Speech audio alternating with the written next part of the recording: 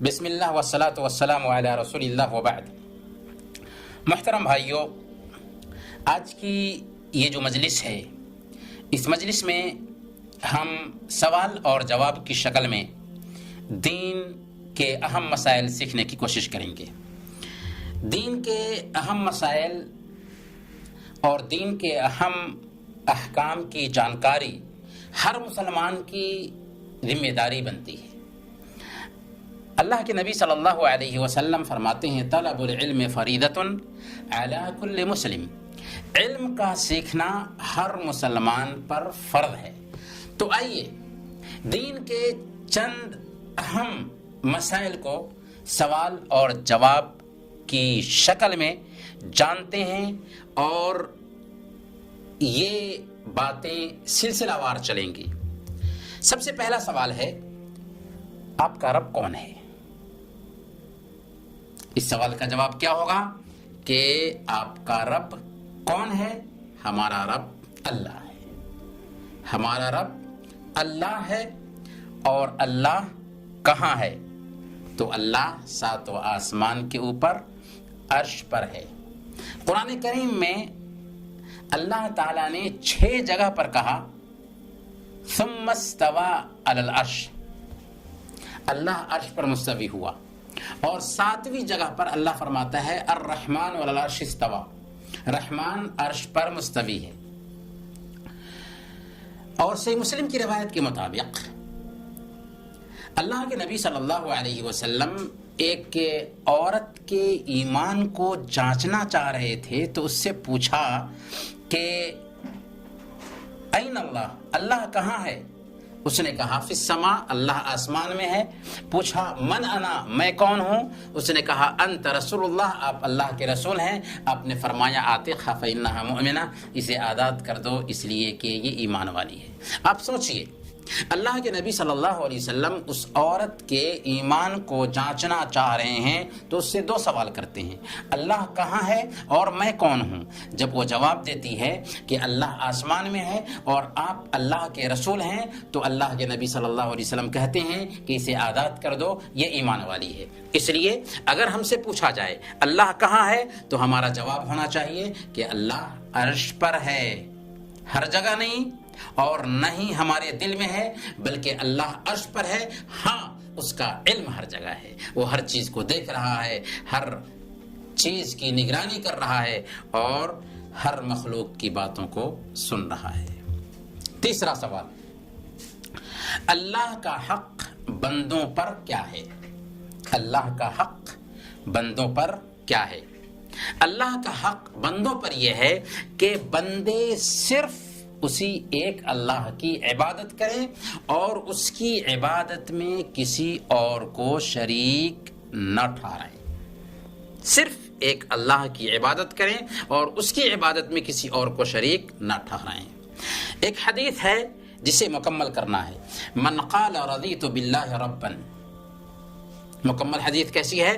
من قال رضیت باللہ ربا وبالاسلام دینا وبمحمد رسولا وجبت لہ الجنہ۔ یہ سنن ابی داؤد کی روایت ہے، اور اس حدیث کے راوی ابو سعید خدری رضی اللہ تعالی عنہ ہیں۔ اللہ کے نبی صلی اللہ علیہ وسلم نے ارشاد فرمایا کہ جس نے کہا کہ میں اللہ کو رب مان کر، اسلام کو دین سمجھ کر، اور محمد صلی اللہ علیہ وسلم کو رسول مان کر کے راضی ہوں، اس کے لیے جنت واجب ہو گئی۔ سبحان اللہ۔ یعنی جو آدمی یہ کہتا ہے کہ میں راضی ہوں اللہ کو رب مان کر، اسلام کو دین مان کر، اور محمد صلی اللہ علیہ وسلم کو اپنا نبی اور رسول مان کر اس سے راضی ہوں، تو اس کے لیے جنت واجب ہو جاتی ہے۔ یہ اللہ کے نبی صلی اللہ علیہ وسلم کی حدیث ہے۔ لیکن کب؟ جبکہ اللہ کو جب رب مانے تو رب ہونے کی جو مانگ ہے اسے ادا کرے، اسلام کو جب دین مانے تو دین پر چلنا شروع کر دے، اور نبی صلی اللہ علیہ وسلم کو جب رسول مانے تو محمد صلی اللہ علیہ وسلم کے طریقے کے مطابق زندگی گزارنے لگے۔ آگے سوال ہے ہمیں اللہ تعالیٰ نے کیوں پیدا کیا اور اس کی دلیل کیا ہے؟ اللہ تعالیٰ نے ہمیں کیوں پیدا کیا؟ اللہ تعالیٰ نے ہمیں اپنی عبادت کے لیے پیدا کیا۔ اللہ فرماتا ہے سورہ الذاریات آیت نمبر 56 وَمَا خَلَقْتُ الْجِنَّ وَالْإِنسَ إِلَّا لِيَعْبُدُونَ، ہم نے جنوں اور انسانوں کو محض اس لیے پیدا کیا ہے کہ وہ صرف اور صرف میری عبادت کریں۔ گویا کہ جنوں اور انسانوں کی پیدائش کا مقصد کیا ہے؟ جنوں اور انسانوں کی پیدائش کا مقصد یہ ہے کہ جنات اور انسان صرف اور صرف ایک اللہ کی عبادت کے لیے پیدا کیے گئے ہیں۔ تو اگر ہم سے پوچھا جائے کہ اللہ نے ہمیں کیوں پیدا کیا، تو ہمارا جواب ہونا چاہیے کہ اللہ نے اپنی عبادت کے لیے پیدا کیا، اور دلیل کیا ہے؟ وَمَا خَلَقْتُ الْجِنَّ وَالْإِنسَ إِلَّا لِيَعْبُدُونَ، ہم نے جنوں اور انسانوں کو محض اپنی عبادت کے لیے پیدا کیا۔ اگلا سوال ہے سب سے بڑا حق ہم پر کیا ہے؟ سب سے عظیم واجب ہم پر کیا ہے؟ سب سے عظیم واجب ہم پر یہ ہے کہ ہم توحید کو ثابت کریں، اللہ تعالی کو اس کے حق میں یکتا جانیں۔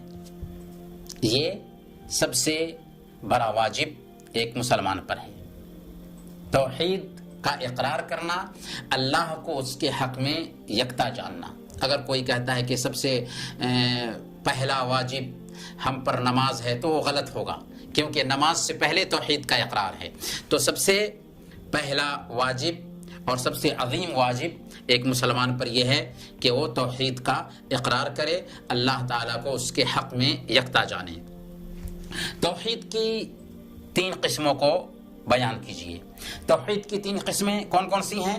توحید ربوبیت، توحید الوہیت اور توحید اسماء و صفات۔ یہ توحید کیا ہے؟ توحید ربوبیت کہتے ہیں اللہ تعالیٰ کو رب ہونے میں یکتا ماننا، اور توحید الوہیت کیا ہے؟ اللہ تعالیٰ کو عبادت میں یکتا جاننا، کہ عبادت صرف اور صرف ایک اللہ کی ہی ہو سکتی ہے، اللہ کے علاوہ کسی اور کی عبادت نہیں ہو سکتی۔ اور توحید اسماء و صفات کیا ہے؟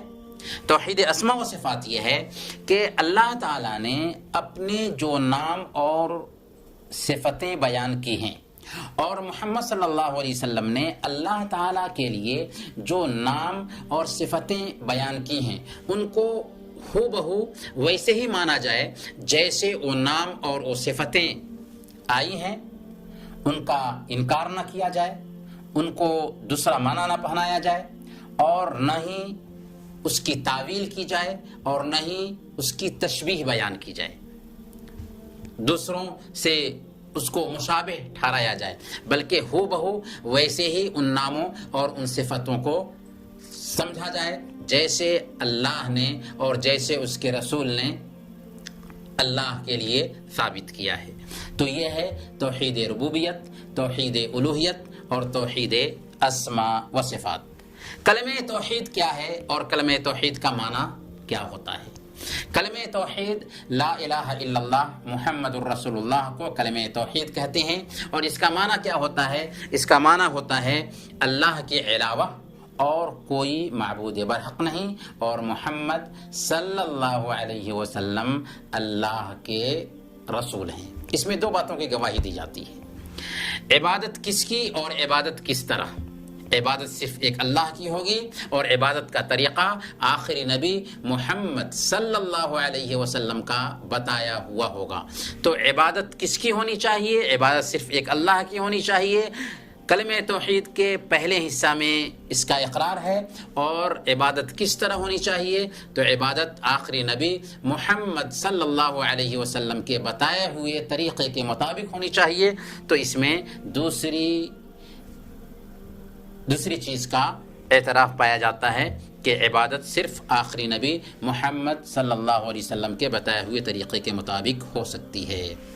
ایک حدیث ہے جسے مکمل کرنا ہے، ما من احد یشہد ان لا الہ الا اللہ وان محمد رسول اللہ جواب کیا ہے؟ صدقا من قلبه الا حرمه اللہ علی النار۔ ترجمہ، جس کسی نے اس بات کی گواہی دیا کہ اللہ کے علاوہ اور کوئی معبود برحق نہیں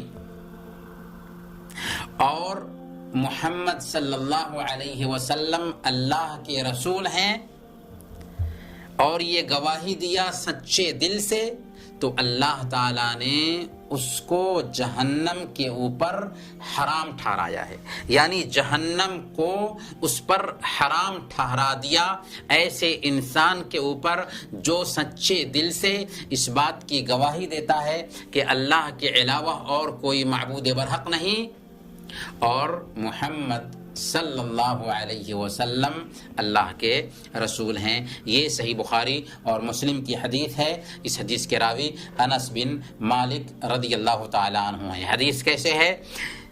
جو آدمی سچے دل سے اس بات کی گواہی دیتا ہے کہ اللہ کے علاوہ اور کوئی معبود برحق نہیں اور محمد صلی اللہ علیہ وسلم اللہ کے رسول ہیں، تو اللہ تعالیٰ اس کے اوپر جہنم کو حرام ٹھہراتا ہے۔ لیکن کب؟ جبکہ کلمہ لا الہ الا اللہ محمد الرسول اللہ کی مانگ کو ایک آدمی اپنی زندگی کے اندر اتارے۔ اور کلمہ لا الہ الا اللہ کی پہلی مانگ کیا ہے؟ کہ ایک آدمی نماز کا پابند ہو۔ اگر کوئی آدمی صرف لا الہ الا اللہ پڑھ لیا اور کوئی نیکی کا کام کرتا ہی نہیں، تو وہ لا الہ الا اللہ کو صحیح طریقے سے ثابت ہی نہیں کر رہا ہے۔ سب سے بڑا گناہ کیا ہے؟ سب سے عظیم گناہ کیا ہے؟ کیا ہے؟ سب سے عظیم گناہ شرک ہے۔ سب سے عظیم گناہ اللہ کے ساتھ کسی دوسرے کو شریک ٹھہرانا ہے۔ شرک کیا ہے؟ شرک کہتے ہیں اللہ کی عبادت کے ساتھ کسی اور کی عبادت کرنا، یا اللہ تعالی کو چھوڑ کر کے کسی اور کی عبادت کرنا، یہ شرک ہے۔ شرک کیا ہے؟ اللہ کے علاوہ کسی اور کی عبادت کی جائے، یا اللہ کی بھی عبادت کی جائے اور کسی اور کی بھی عبادت کی جائے، یہ شرک ہے۔ ایک حدیث مکمل کیجئے۔ حدیث ہے من حلف بغیر اللہ، آگے کیا ہے؟ من حلف بغیر اللہ فقد کفر او اشرک، من حلف بغیر اللہ فقد کفر او اشرک، جس نے اللہ کے علاوہ کسی اور کی قسم کھائی اس نے کفر کیا یا شرک کیا۔ جس نے اللہ کے علاوہ کسی اور کی قسم کھائی اس نے کفر کیا یا شرک کیا۔ یہ حدیث سنن ترمذی کی ہے۔ اس حدیث کے راوی ابن عمر رضی اللہ تعالی عنہ ہیں۔ تو حدیث کیا ہے؟ من حلف بغیر اللہ فقد کفر او اشرک، جس نے اللہ کے علاوہ کسی اور کی قسم کھائی اس نے کفر کیا یا شرک کیا۔ قسم کس کی کھائی جا سکتی ہے؟ صرف اللہ کی قسم کھائی جا سکتی ہے۔ اللہ کے علاوہ کسی اور کی قسم کھانا جائز نہیں ہے۔ اگر کوئی آدمی اللہ کے علاوہ کسی اور کی قسم کھاتا ہے تو وہ کفر اور شرک کا ارتکاب کرتا ہے، لیکن یہ شرک اکبر نہیں ہے بلکہ شرک اصغر ہے۔ اگلا سوال ہے کہ کیا اللہ کے علاوہ کوئی غیب جانتا ہے؟ دلیل دیجیے۔